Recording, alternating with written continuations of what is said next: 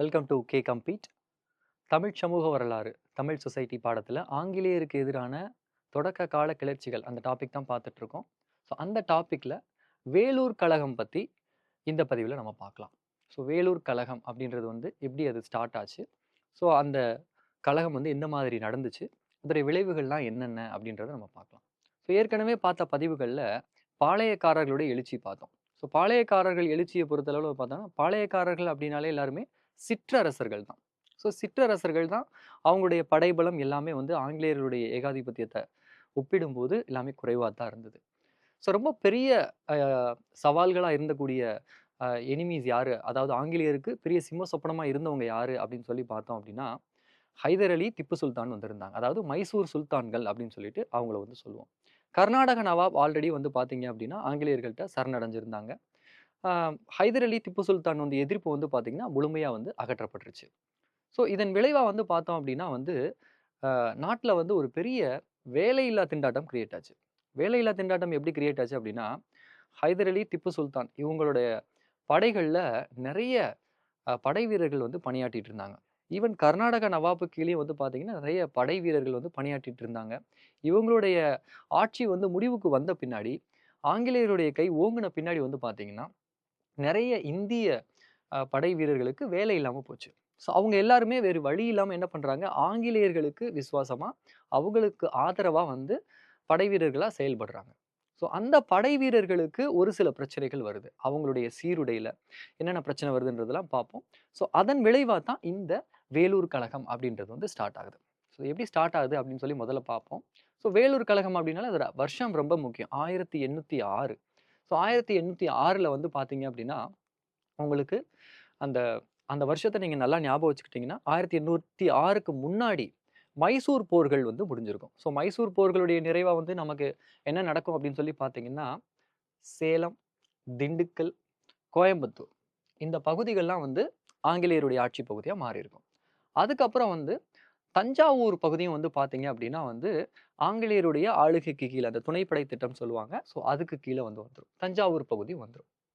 அதுக்கப்புறம் ஆற்காட்டு நவாப் ஏற்கனவே ஆங்கிலேயருடைய விசுவாசியா மாறி இருப்பாரு. ஸோ இப்படி எல்லாமே கொஞ்சம் கொஞ்சமா ஆங்கிலேயர்கள் கைப்பற்றிடுவாங்க. ஸோ கைப்பற்றினால தான் என்ன ஆகுது அப்படின்னு சொல்லி பார்த்தீங்கன்னா படை வீரர்கள் எல்லாமே குறைந்த சம்பளத்துல ஆங்கிலேயர்கள்ட்ட வேலைக்கு போக வேண்டிய ஒரு சூழ்நிலை கிரியேட் ஆகுது. ஸோ இதுக்கு பேரே சிப்பாய் கழகம் தான். ஸோ சிப்பாய் மியூட்டினி அப்படின்னு தான் சொல்லுவாங்க. ஸோ இதுல என்ன சிப்பாய்களுக்கு என்ன பிரச்சனை வருது அப்படின்னு சொல்லி பார்த்தீங்கன்னா சிப்பாய்களுக்கு பேசிக்காவே ஊதியம் குறைவா வழங்குறாங்க. அது மட்டும் இல்லாம சிப்பாய்கள் அப்படின்னும் போது இந்தியாவை பொறுத்தளவு ரொம்ப அதிகமாக பார்த்தீங்க அப்படின்னா இந்து மதத்தை சேர்ந்தவங்களும் இஸ்லாமிய மதத்தை சேர்ந்தவங்களும் சிப்பாய்கள் இருக்கிறாங்க. ஸோ பொதுவாக இந்து மதத்தை சேர்ந்தவங்க பார்த்தீங்கன்னா நெற்றியில் திருநீர் பூசுறது, அப்புறம் இந்த நாம குறியீடு, இந்த மாதிரி அவங்களுடைய மதம் சார்ந்த சில குறியீடுகள் அவங்க இடுவாங்க. ஆனால் ஒரு ஐரோப்பிய ஒரு வீரர் பார்த்தீங்க அப்படின்னா நன்கு மலிக்கப்பட்ட ஒரு முகம், நல்லா ஷேவ் பண்ண க்ளீன் ஷேவ் பண்ண ஒரு முகம், அதுக்கப்புறம் இந்த மாதிரி மத குறியீடுகள்லாம் எதுவுமே இருக்கக்கூடாது. தென் அதுக்கப்புறம் அவங்க கொடுக்கக்கூடிய அந்த தலைப்பாகை, தொப்பி இதெல்லாம் எல்லாமே ஒரே யூனிஃபார்மாக இருக்கணும். இந்த மாதிரி ஒரு ப்ராப்பர் ஆர்மி ரூல்ஸ் ஆங்கிலேயருடைய படையில இருந்துச்சு. ஆனா இந்த வழிமுறைகள் எல்லாமே பார்த்தீங்கன்னா இந்திய சிப்பாய்களை ஒரு ஒரு ஹர்ட் பண்ணும் விதமா பார்த்தீங்க அப்படின்னா அமைஞ்சிருக்கு. ஸோ அது எந்த மாதிரி அப்படின்னு சொல்லி பார்க்கும்போது இந்த அதாவது அக்னு தொப்பிகள் அப்படின்னு சொல்லி சொல்லுவாங்க. ஸோ கர்னல் அக்னு இந்த பேரை ஞாபகம் வச்சுக்கோங்க. கர்னல் அக்னு. ஸோ இவர் என்ன பண்றாரு அப்படின்னா ஒரு குறிப்பிட்ட ரக தொப்பியை அறிமுகப்படுத்துறாரு. ஸோ அந்த தொப்பியை அறிமுகப்படுத்துறதுனால என்ன பிரச்சனை அப்படின்னு சொல்லி பார்த்தீங்கன்னா அந்த தொப்பி விலங்கினுடைய தோலால செய்யப்படுது. ஸோ அது ஒரு கொழுப்பு அல்லது தோலால செய்யப்படும் போது பார்த்தீங்க அப்படின்னா இந்தியர்களுடைய அந்த மனதை புண்படுத்தும் ரீதியா. ஏன் அப்படின்னா எல்லாரும் ஒரு அசைவமான ஒரு ஒரு பொருளை தொட விரும்ப மாட்டாங்க. ஒரு விலங்கினுடைய தோலை தொட விரும்ப மாட்டாங்க. ஆனா அதுல செய்யப்பட்ட தொப்பியை எப்படி அவங்க தொடர்ச்சியா தலைப்பாகையா அணிய முடியும் அப்படின்றது ஒரு கேள்வியா இருந்தது. ஸோ அந்த தொப்பிகளுக்கு பேரே அக்னு தொப்பிகள் அப்படின்னு சொல்லுவாங்க. ஸோ அந்த நேரத்துல சென்னையில பாத்தீங்கன்னா வில்லியம்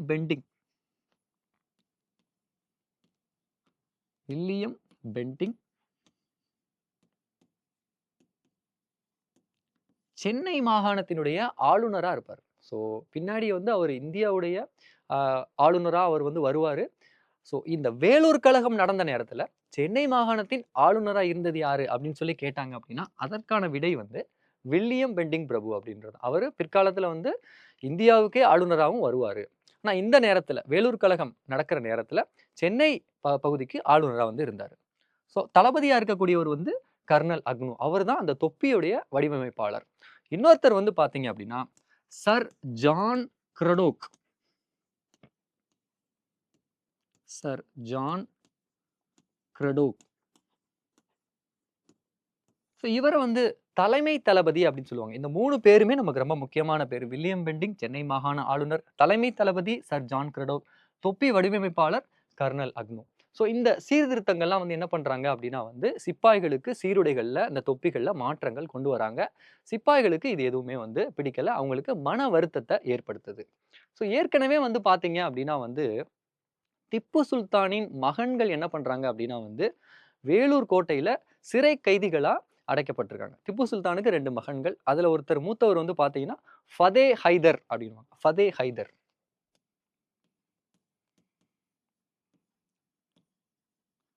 ஃபதே ஹைதர். இளைய மகன் வந்து பாத்தீங்க அப்படின்னா ஜமாலுதீன்.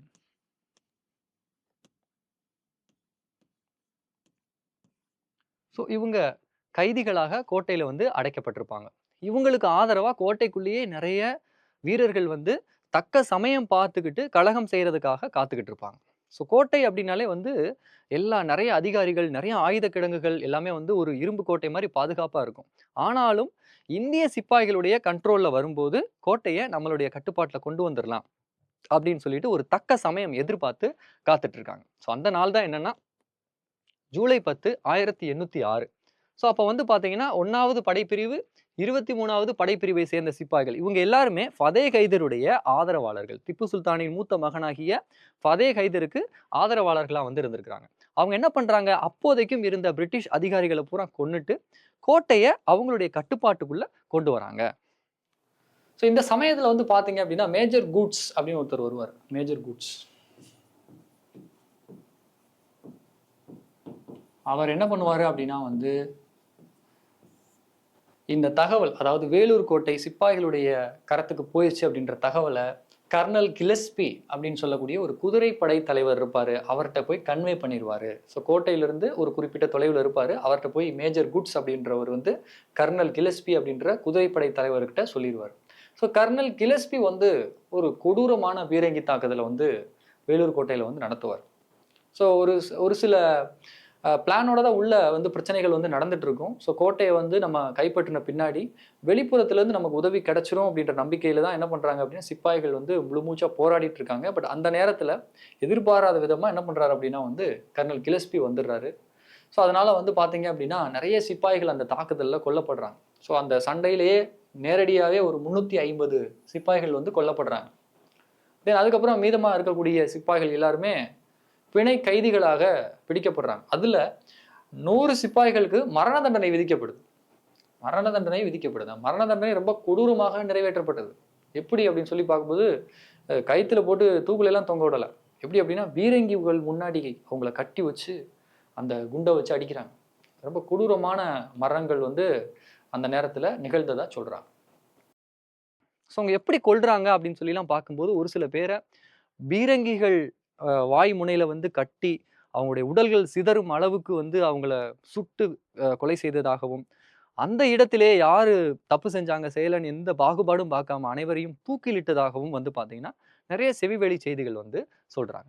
ஸோ கலகத்திற்கு பின்னாடி ஏற்கனவே பார்த்தோம் இல்லையா, ஃபதே ஹைதர், ஜமாலுதீன் இவங்க தான் வந்து திப்பு சுல்தானின் மகன்கள். அவங்கள எங்க நாடு கடத்துறாங்க அப்படின்னு சொல்லி பார்த்தீங்கன்னா கல்கத்தாவுக்கு நாடு கடத்துறாங்க. ஸோ கல்கத்தான்றது வங்காளம் அப்படின்றது அந்த காலத்துல வந்து பார்த்தீங்கன்னா ஒரு ஒருங்கிணைந்த பகுதி கிடையாது. எல்லாமே தனித்தனி பகுதிகள் தான். அந்த பகுதிக்கு நீங்க நாடு நாடு கடத்தப்படுங்க அப்படின்னு சொல்லிட்டு அவங்கள என்ன பண்றாங்க, கல்கத்தாவுக்கு நாடு கடத்திடுறாங்க.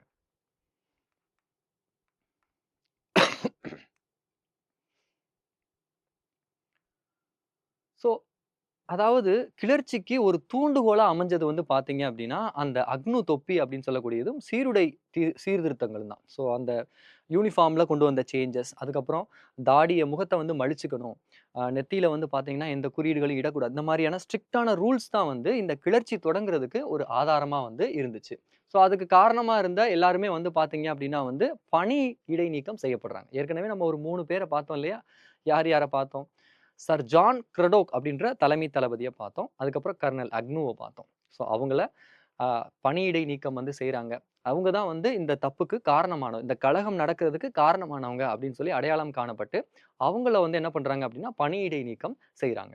ஸோ இந்த கலகத்தை வந்து அடக்குன அந்த கிலஸ்பிக்கு வந்து பார்த்தீங்க அப்படின்னா கிட்டத்தட்ட ஒரு 7000 பகோடாக்கள் வந்து பார்த்தீங்கன்னா 7000 பகோடாக்கள்.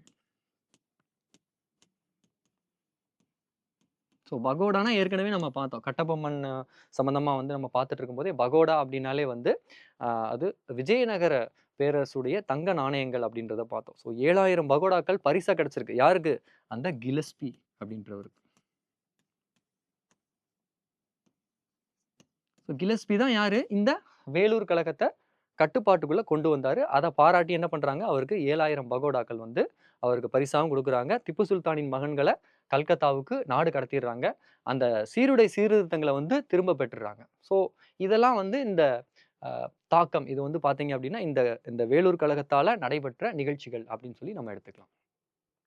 ஸோ வேலூர் கிளர்ச்சி வந்து பார்த்தீங்க அப்டின்னா, தோல்வி அடைந்துருச்சு. ஒரு பெரிய தோல்வி தான். ஏன்னா வந்து 8 நாட்கள் வந்து கோட்டைய வந்து கட்டுப்பாட்டுக்குள்ள வச்சிருக்கணுன்றது வந்து அந்த நேரத்துல நடக்காத ஒரு காரியம். கில்லஸ்பியும் ரொம்ப திறமையா செயல்பட்டு கோட்டைய வந்து மீண்டும் ஆங்கிலேயர் வசம் வந்து கொண்டு வந்துருவாங்க.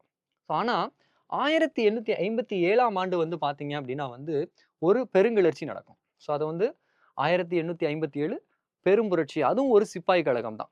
ஸோ அங்க வந்து அதாவது வட இந்தியால நடக்கக்கூடிய இந்த பெருங்கிளர்ச்சி வட இந்தியா முழுக்க பரவி ஆங்கிலேய ஏகாதிபத்தியத்துக்கு ஒரு பெரும் எதிர்ப்ப வந்து கொண்டு வந்திருக்கும். அந்த ஒரு கிளர்ச்சிக்கு இது வந்து ஒரு முன்னோடியான கிளர்ச்சி அப்படின்னு சொல்லிட்டு யார் சொல்றாங்க அப்படின்னா வி.டி. சாவர்கர். விநாயக் தாமோதர் சவார்கர். விநாயக் தாமோதர் சவார்கர் அப்படின்றவர் என்ன சொல்றாரு? 1857ல ஒரு பெருங்கிளர்ச்சி நடக்குது. அந்த 1857ல நடக்கிற பெருங்கிளர்ச்சிக்கு முன்னோடியா 1806ல நடக்கக்கூடிய இந்த வேலூர் கழகத்த முன்னோடி கிளர்ச்சி அப்படின்னு சொல்லிட்டு சொல்றாரு. ஸோ இது வந்து வட இந்தியால ஏற்பட்ட அளவுக்கு ஒரு பெரிய தாக்கத்த வந்து ஏற்படுத்தலைன்னா கூட, அதுக்கு முன்னோடி அம்சமா இருக்கு. ஸோ பெருங்கிளர்ச்சியில வந்து பார்த்தீங்க அப்படின்னா வந்து, ஒரு தோட்டா வந்து இருக்கும். ஸோ இதுல வந்து பார்த்தீங்க அப்படின்னா, தொப்பி இருக்கும். அதாவது இந்த கழகம் வந்து ஆரம்பிக்கிறதுக்கு காரணமான இந்த அக்னு தொப்பி தான். அதே மாதிரி வந்து பார்த்தீங்கன்னா, ஒரு மாட்டு கொழுப்பு அல்லது தோலால் செய்யப்பட்ட ஒரு தோட்டா, துப்பாக்கியில இடக்கூடிய தோட்டா வந்து அந்த பெருங்கிளர்ச்சிக்கு ஒரு தூண்டுதலா வந்திருக்கும். இதே மாதிரி தான் சிப்பாய்களுக்கு என்னென்ன குறைகள் வந்து வச்சாங்களோ, அதே மாதிரி அங்க வட இந்தியாவிலும் சிப்பாய்களுக்கு வந்து குறைகள் வந்து வச்சிருப்பாங்க. ஸோ அந்த குறைகளின் பேரெல்லாம் என்ன பண்ணுவாங்க அப்படின்னா, சிப்பாய்கள் ஆங்கிலேய அதிகாரிகள வந்து எதிர்ப்பாங்க. அந்த ஆங்கிலேய அதிகாரிகளை எதிர்க்கிற அந்த சிப்பாய் கழகம் வந்து பெருங்கிளர்ச்சியாக உருவெடுத்து, மக்களும் அதில் பங்கேற்று ஆங்கிலேய ஏகாதிபத்தியத்தை எதிர்த்த ஒரு மிகப்பெரிய ஒரு போராட்டமா, முதல் சுதந்திர போராட்டமா அது அறியப்படுது. ஸோ அப்படிப்பட்ட அந்த முதல் சுதந்திர போராட்டத்திற்கும் முன்னோடி போராட்டமா விளங்குன இந்த வேலூர் கழகம் ரொம்பவே டிஎன்பிஎஸ்சில ரொம்பவே வந்து ஒரு முக்கியமான ஒரு டாபிக். ஸோ அடுத்தடுத்து வரக்கூடிய டாபிக்க பார்க்கலாம். Thank you.